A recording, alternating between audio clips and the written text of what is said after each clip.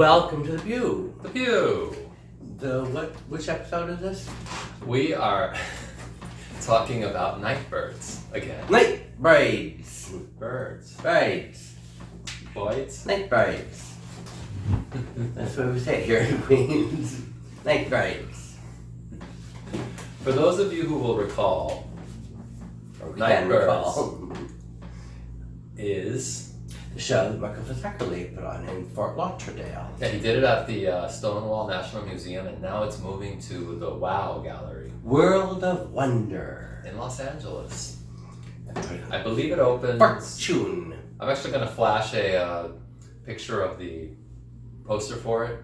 I believe it's mid-April that it opens. I'm not sure. And if I don't want to say a date because I don't remember it off the top of my head, but it's mid-April. Yeah, nothing up there. Approximately. But also coming out with at around the same time, the show is his book. Yes. Also called Nightbirds. Yes, he's turned the photo exhibit into a book, and it is, I think it's about 100, I believe it's about 100 pages from the proof that I looked at. I think he said 109 or something, 120. The photos are fabulous. I wrote the foreword to it. And he wrote it backwards. And you have to hold up to a mirror. It's a great book. So when it comes, and it's not even going to be expensive. I'm not sure what he's charging for I it. think he said $50. 50? Yeah. Okay. So which I thought was his what he's paying for dinner, what's costing to print. But he said no, he wants to keep it low. It's going to be like one of those new kind of like not exactly hardcover, but soft cover. Yeah, but it's not soft cover. It's like plastic cover, like a foam, that foam plasticky kind of thing. Mm-hmm. So it lasts longer than a soft cover, but it doesn't have the hardness of a hardcover. But yeah, it's looking good so far. I've seen the proofs. I approve. Yeah, Ernie, Michael called me the other day to show me the pictures that Ernie didn't remember the names of, and they were the most obvious people. One person. My memory is fuzzy of that time period. Mine is sharp as a tack, as always. I remember. The one person that we couldn't remember is the one with Julius Caesar. There's a picture of Julius Caesar and right. I thought it was Chris Couture, but it wasn't Chris Couture. I thought his name was Mikey. But I knew that it was one of those kids that lived with Walt and Desi and Sushi and Christopher and everybody in that triplex on whatever. What did you ask? I gave Michael their phone number. I said call and ask him, and I'm sure one of them. But I think it was Mikey, Julius and Mikey. Okay. I think. Julius, who's now Julie. Mm-hmm. Yes, and a lot of the other pictures were taken from the Style Summit. So there were people from like Washington and Miami, Tara Solomon and people like that that weren't necessarily New Yorkers, but had a New York esprit. Yeah, it's a word we're going to be using for a long time. No, well, I'm trotting it out now. So it's a great book. I can't wait for it to come out. There are a lot of books coming out now. Walt's book is coming out, and that's a big one. I think it might even be like 400 pages. I think it's like an encyclopedic kind of like it's a huge book. And then Michael's book, your book, mine's not going to come out for years. No, but yours has. Well, you've already. I'm saying. They're dressing the monster. Oh yeah. That was last year. Well, that's what I'm saying. So and all kinds of books. Who hasn't come out with a book like it yet? I don't know. I feel that all the people that could put out a book have put out a book. Oh, really? Yeah. I suppose you're right. All the people who could put out a book because they weren't doing other things have put out a book.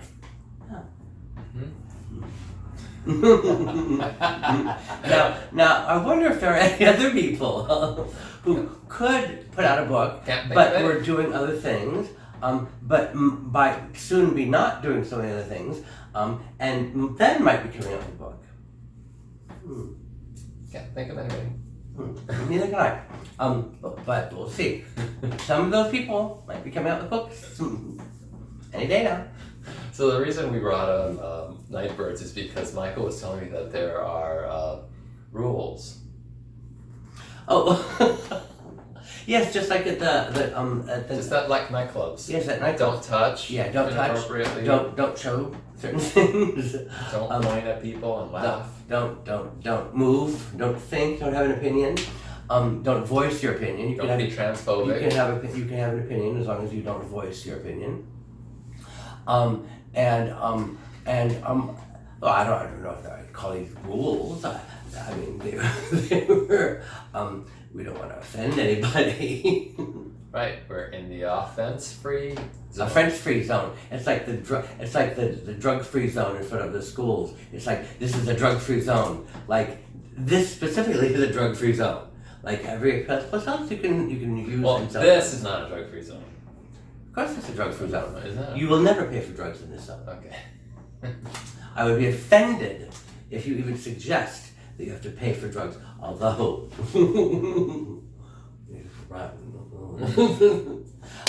so anyway, yes, you will not pay for drugs in this zone. How about that? Okay, sounds good to me. But there are no drugs in this zone. So, yes. Getting back to the rules. Yeah. So, no, so it was just interesting that,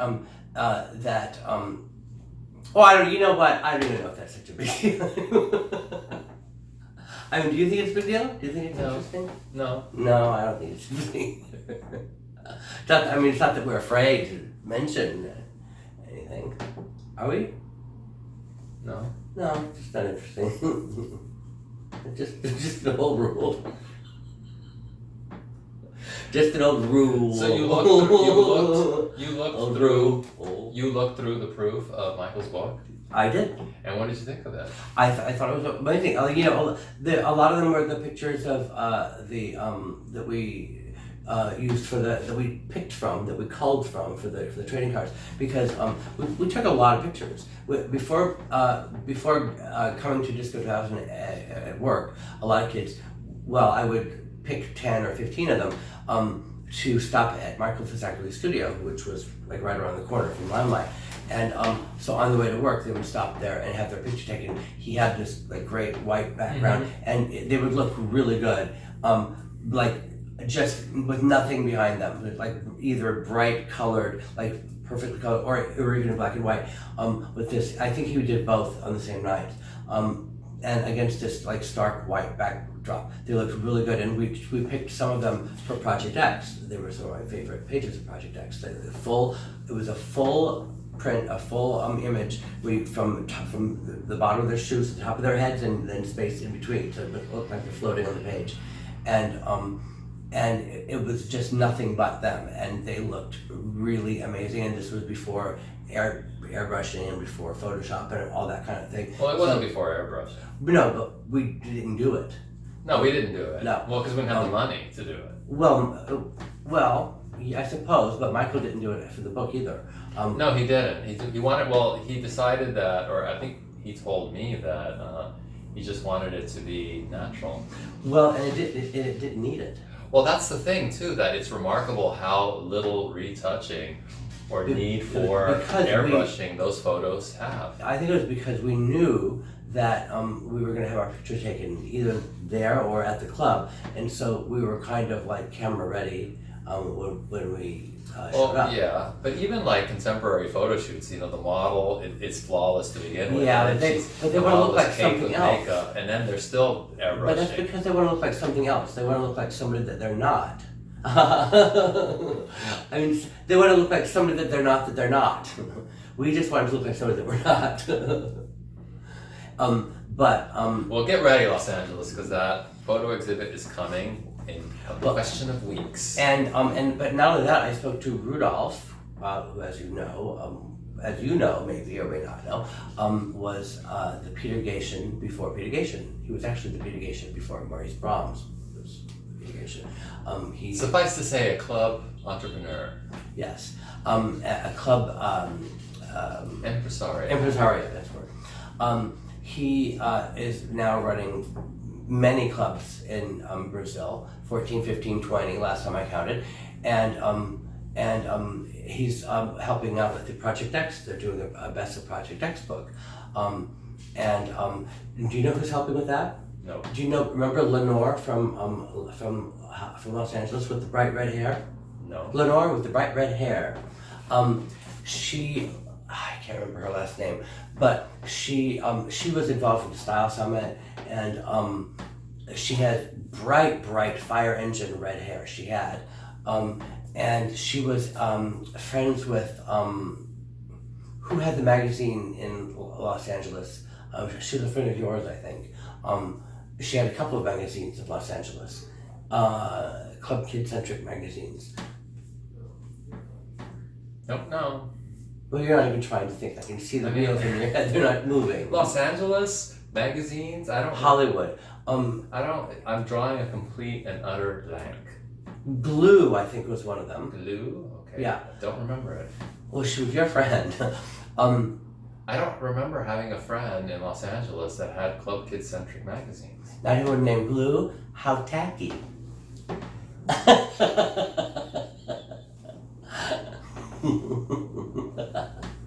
Anyway, yes.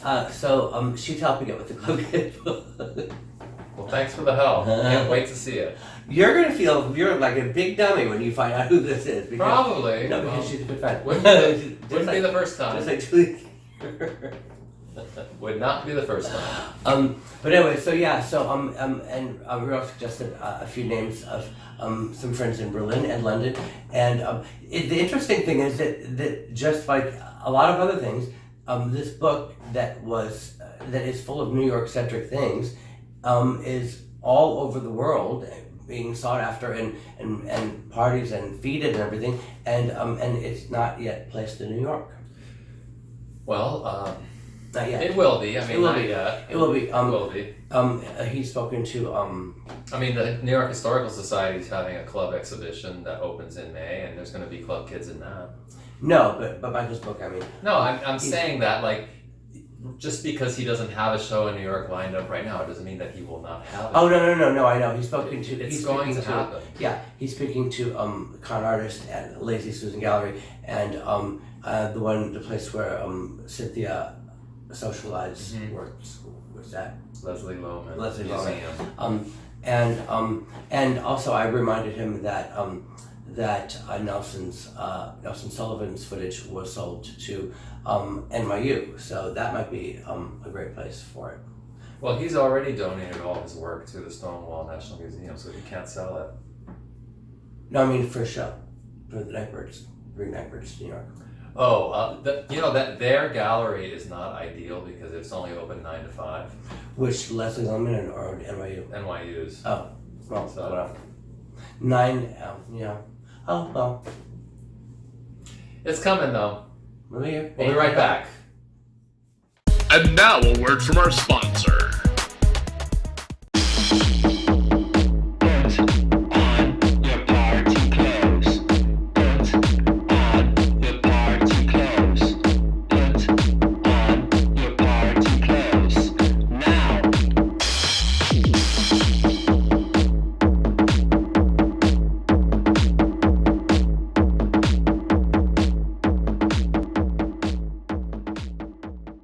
Welcome back to the Peeew.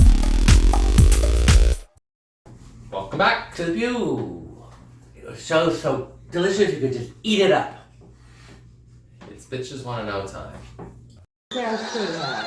Because Ryan Bergeson asked, "What about edibles?" Oh, what a funny coincidence. I guess we were in a previous episode talking about how I hate pot and I don't like smoking it. Makes me feel bored. And it also it can make me feel nauseous sometimes, and it's really harsh. I thought smoking pot was supposed to cure nausea. I don't know. Provoke it. It's also very harsh, but eating it is, first of all, a lot of the edibles are delicious, like the caramels and the chocolates and. He specifically asked about gummy edibles. I've never had a gummy edible, but I've had chocolates and caramels and LDOT makes delicious edibles, and so did that person who lives in Pennsylvania that robbed me, who stole my paintings. Your good friend. Yeah. Who robbed you and stole your paintings. But he makes damn good edibles. Incredible edibles. Incredible edibles. But Elnat is the person that I know that makes the best edibles, and they're you don't even taste, because some edibles you taste THC, and I don't like that taste. But the good ones, the flavoring is so overpowered that it overpowers the THC taste, and it tastes just like a Werther's. Remember Werther's? We just bought a bag of Werther's the other day. The high is different. It's like it can be if the THC quality element is there, is of high quality. It can feel almost like ecstasy. A little bit. You've never had an edible? Maybe I've had a pot brownie in the past. Well, that's an edible. But that was such a long time ago. I don't really remember it, and it doesn't resonate. The memory of it doesn't resonate with me that I'd want to eat more. I think if you had there's one, very few memories that are resonating. Yeah, with me. if you had one now, with under the auspices. The auspices of the mayor's task force. Yeah. Legalizing marijuana. But with the idea of testing it to see if it was something that you'd want to do again, I think you would enjoy it and want to do it again, because it's just like eating candy, and it's just like candy, but without any of the harshness and without any of the the inconvenience. It's really just like popping a piece of candy in your mouth. I can relate to that. And the taste is if it's done right. And also it takes a while to hit you. Sometimes it takes so long to hit you that you've forgotten that you've taken it, and it comes on really slowly, and you don't realize until like you're fully on it. Like, oh my God, what's happening? And then you remember that you've taken. Oh, see, I don't like drugs like that. I prefer drugs to kind of hit you rather quickly. Yeah. Because who wants to forget that you took it and then all of a sudden feel like that happens a lot. But it's interesting. The sooner a drug. I want instant gratification. Basically. The sooner a drug takes effect, the more addictive it is. Possibly. Well, it's okay, possibly. Scientists say. But I do want. It's all about the instant gratification. Yeah. Well, then I don't know if the edibles will be for you, because it's not even close to. One more reason to hate pot.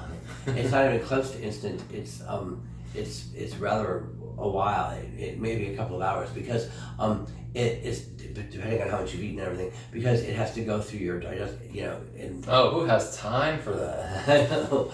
So you almost, it's the kind of thing that you really have to plan.